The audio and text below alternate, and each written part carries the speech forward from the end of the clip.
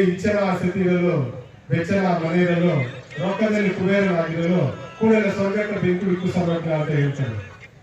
ಅವ್ರಿಗೆ ಎಲ್ಲಾ ಅನುಕೂಲಗಳಿದೆ, ಇಷ್ಟಪಟ್ಟಿರ್ತಕ್ಕಂಥ ಹೆಂಡತಿನೂ ಇದ್ದಾರೆ, ಸುಂದರವಾಗಿರ್ತಕ್ಕಂಥ ಮನೆಯೂ ಇದೆ, ರೊಕ್ಕದಲ್ಲಿ ಕುಬೇರ, ದುಡ್ಡು ಕಾಸಲ್ಲಿ ಕುಬೇರ ತರನೂ ಇದೆ, ಎಲ್ಲಾ ಅನುಕೂಲಗಳು ಇಲ್ಲೇ ಇದ್ದಾಗ ಕೂಡಲೇ ಸ್ವರ್ಗಕ್ಕೆ ಬೆಂಕಿ ಬಿಟ್ಟು ಸರ್ವಜ್ಞ ಅಂತ ಎಲ್ಲಾ ಸ್ವರ್ಗನೂ ಇಲ್ಲೇ ಸಿಗ್ತಾ ಇದೆ. ಅವ್ರಿಗೆ ಎಲ್ಲಾ ಸ್ವರ್ಗನೂ ಇಲ್ಲೇ ಸಿಗ್ತಾ ಇದೆ. ಅವರು ಸ್ವರ್ಗದಲ್ಲಿ ಸುಖದ ಸಂಪತ್ತಿಗೆ ತೇಲಾಡ್ತಾ ಇದ್ದಾರೆ, ನಮ್ಮನ್ನು ನರಕದಲ್ಲಿ ಅನುಭವಿಸ ಅಂತ ಹೇಳ್ಬಿಟ್ಟು ಬಿಟ್ಟಿದ್ದಾರೆ. ಇಂಥ ಆಡಳಿತ ಮಂಡಳಿಯನ್ನು ಕಟ್ಕೊಂಡು ನಮ್ಮನ್ನು ಯಾವ ರೀತಿ ಉದ್ಧಾರ ಮಾಡ್ತಾರೆ ಅಂತ ಹೇಳ್ಬಿಟ್ಟು ಈ 24 ದಿವಸದಲ್ಲೇ ತಮ್ಮ ಕಾರ್ಮಿಕರಿಗೆ ಎಲ್ಲರಿಗೂ ಸಹ ಗೊತ್ತಿರಬೇಕಂತ ಈ ಸಂದರ್ಭದಲ್ಲಿ ಹೇಳಬೇಕು ಬಯಸ್ತಾ ಇದ್ದೀನಿ. ನಿಜವಾಗಿ ಇದೊಂದು ರೀತಿಯ ಶೋಚನೆ ಆಗಿರ್ತಕ್ಕಂಥ ಹೋರಾಟ ಇಲ್ಲ. ಈ ಬೆಂಗಳೂರು ಇಷ್ಟೇ ಇಲ್ಲ ಅನ್ಸುತ್ತೆ. 24 ದಿವಸ ಹೋರಾಡಿರೋದು 24 ದಿವಸ ಹೋರಾಡಿರೋದು ಬೆಂಗಳೂರು ಇಷ್ಟೇ ಇಲ್ಲ ಅನ್ಸುತ್ತೆ. ಇಷ್ಟು ಹೀನವಾಗಿ ದುಡ್ಸ್ಕೊಳ್ತಾ ಇರ್ತಕ್ಕಂಥ ಕಂಪನಿನೂ ಇಲ್ಲ ಅನ್ಸುತ್ತೆ.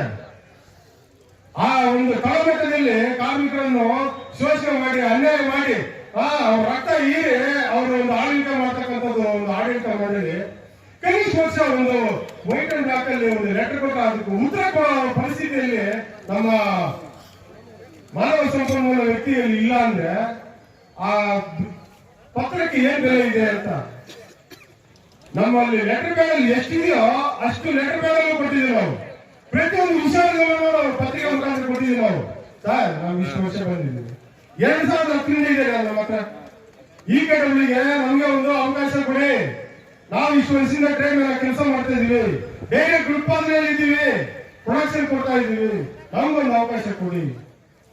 ನಮ್ಮ ಹತ್ರ ಇದೆ ಆ ಒಂದು ದಾಖಲಾತಿಗೆ. ಉತ್ತರ ಇಲ್ಲ. ನಾವು ಬಂದು ಹತ್ರ 1.5 ವರ್ಷ ಆಯ್ತು. 1.5 ವರ್ಷದಿಂದ ಪ್ರತಿಯೊಂದು ಇಲಾಖೆಗೂ ಲೆಟರ್ ಕೊಡೋದೆ, ಪ್ರತಿಯೊಂದು ರಾಜಕೀಯ ಚುನಾವಣಾ ಪ್ರತಿನಿಧಿಗಳಿಗೂ ಭೇಟಿ ಮಾಡಿದ್ದೀವಿ. ಇಲ್ಲಿರ್ತಕ್ಕಂಥ HR ಡಿಪಾರ್ಟ್ಮೆಂಟ್ ಅಲ್ಲಿ ಪ್ರತಿಯೊಬ್ಬರಿಗೂ ಕೊಟ್ಟಿದ್ದೀವಿ, ರಿಮೈಂಡರ್ ಕೊಟ್ಟಿದ್ದೀವಿ, ಲೆಟರ್ ಮೇಲೆ ಲೆಟರ್. ಒಂದಕ್ಕೂ ಉತ್ತರ ಇಲ್ಲ. ಏನಂದ್ರ ಅರ್ಥ? ಪ್ರಶ್ನೆ ಮಾತ್ರ ಇರಬೇಕು, ಉತ್ತರ ಇಲ್ಲ ಅಂತನ? ಕಾರ್ಮಿಕರು ಏನು ಅಷ್ಟೊಂದು ಹೀನಾಯವಾಗಿದ್ದಾರೆ ಅಂತ ಇಲ್ಲಿ ಯಾರತ್ರ ಹೇಳ್ಕೊಳಕಾಗುತ್ತೆ ನಮ್ಮ ಕಷ್ಟನ? ಒಂದು ಇಲಾಖೆಯಲ್ಲಿ ಆಗ್ಬೋದು, ಒಬ್ಬ ಅಧಿಕಾರಿಯಲ್ಲಿ ಆಗ್ಬೋದು, ಎಲ್ಲತ್ರ ಹೇಳ್ಕೊಂಡು ಸಹ ಲಾಸ್ಟ್ 2017 ಒಂದು ಅಗ್ರಿಮೆಂಟ್ ಆಗುತ್ತೆ. ಅದಕ್ಕೆ ಮುಂಚೆ 2015ರಲ್ಲಿ 9 ದಿನ ಹೋರಾಟ ಮಾಡ್ತೀವಿ. 9 ದಿನಕ್ಕೆ ಸಿಕ್ಕಿರ್ತಕ್ಕಂಥ ಪ್ರತಿಫಲ ಏನು? In case of any recruitment ನಿಮ್ಗೆ ಕೊಡ್ತೀವಿ. ಆ 9 ದಿವಸದ ಪ್ರತಿಫಲವಾಗಿ ಕಾಲ್ಪರ್ ಅಂತ ಏನಾದ್ರು ಮಾಡಿದ್ರೆ ನಿಮ್ಗೆ ರಿಲ್ಯಾಕ್ಸೇಷನ್ ಕೊಡ್ತೀವಿ ಅಂತ ಕೊಟ್ರ? 2009ರಲ್ಲಿ ಕಾಲ್ಪರ್ ಮಾಡಿ 2010ರಲ್ಲಿ ಆಯ್ಕೆ ಮಾಡ್ಕೊಂಡ್ರು. 2010ರಲ್ಲಿ ಈ ಕಡೆಗಳಿಗೆ ಕೊಟ್ಟಿದ್ದೀವಿ.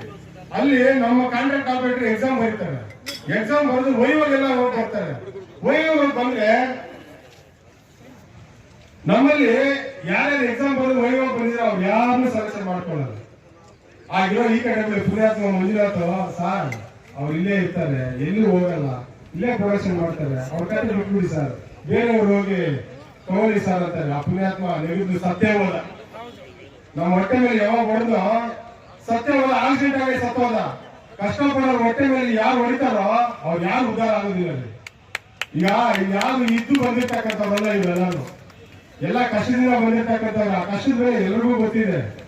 ಅಲ್ಲಿ ಹೆಂಡತಿ ಮಕ್ಕಳು ಮನೆ ಮಠ ಮನೆಯಲ್ಲಿ ಎಷ್ಟೇ ನೋವಿರ್ಲಿ, ಎಷ್ಟೇ ತೊಂದರೆ ಇರ್ಲಿ, ಎಲ್ಲ ಬಿಟ್ಟು ನಂದು ಕಂಪನಿ, ನನ್ನ ಕೆಲಸ ಇದೆ, ನನ್ನ ಮಿಷಿನ್ ಇದೆ, ನಂದು ಅಂತ ಒಂದು ಕೆಲಸ ಅಂತ ಹೇಳ್ಬಿಟ್ಟು ಬಿಟ್ಬಿಟ್ಟಿದ್ರೆ ಆ ಕೆಲಸ ನಾನು ಮಾಡ್ಬೇಕಂತ ಹೇಳ್ಬಿಟ್ಟು ಎಲ್ಲವನ್ನು ಬಿಟ್ಟು ಬರ್ತಾನೆ.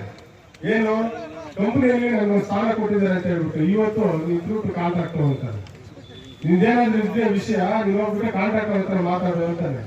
ಎಂತ ಆಡಳಿತ ಮಂಡಳಿ ಇದೆ.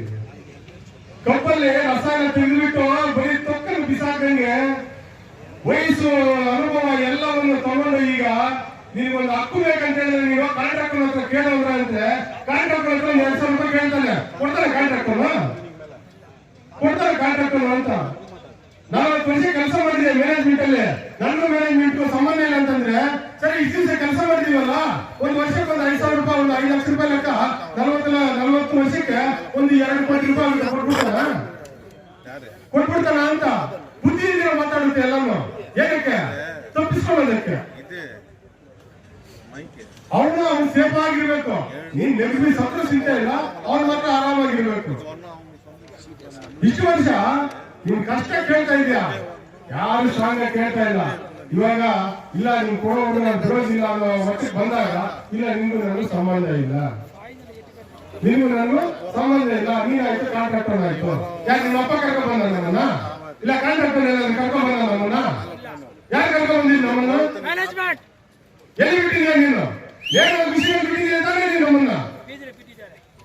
ಮಿಷಿನ್ ಎಲ್ಲ ಬಿಟ್ಟು ಒಂದು ತಿಂಗಳು 150 ರೂಪಾಯಿ